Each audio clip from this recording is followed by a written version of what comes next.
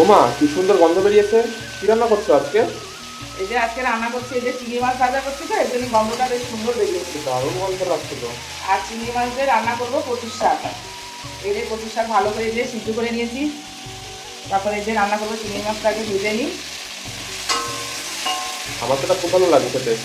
হ্যাঁ, চিংড়ি মাছ দিয়ে বেশ ভালোই লাগে, মাছের মাথাতেও করা যায়। আজকে মাছের মাথা দিয়ে, ইলিশ মাছের মাথাতেও বেশ ভালো লাগে খেতে। আজকে চিংড়ি মাছ দিয়েই রান্নাটা করবো। চিংড়ি মাছটা এই যে ভেজে তুলে নিলাম। এখন এই যে একটু তেজপাতা দিচ্ছি দুটো, আর একটু লঙ্কা দিলাম, আর দিচ্ছি কি কালো জিরা, ফোড়নে দিলাম কালো জিরা, একটু লাল লাল করে নিলাম। এবার কচুর শাকটা দিয়ে দেবো,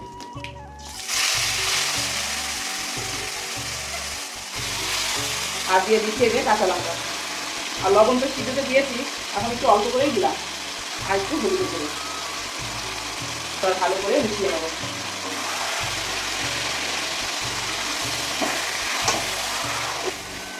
এবার এই যে ভেজে রাখা চিংড়ি মাছটাও দিয়ে দেবো, এবার ভালো করে মিশিয়ে নেব।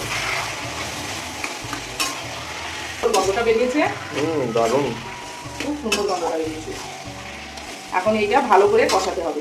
চিংড়ি মাছ দিয়ে কচুর শাক আমার রান্না হয়ে গেছে। এখন একটু মিষ্টি দেবো, অল্প করেই দেবো মিষ্টিটা। কত কচুর শাক সিদ্ধ করার আগে কড়ার মধ্যে আমি ধরাতে পারছি না। আর দেখো কষাতে কষাতে অল্প হয়ে গেছে। তো দেখো এই যে চিংড়ি মাছ দিয়ে কচুর শাকের ঘন্ট আমার রান্না হয়ে গেছে। ভালো লাগলে একটা লাইক কমেন্ট করবে।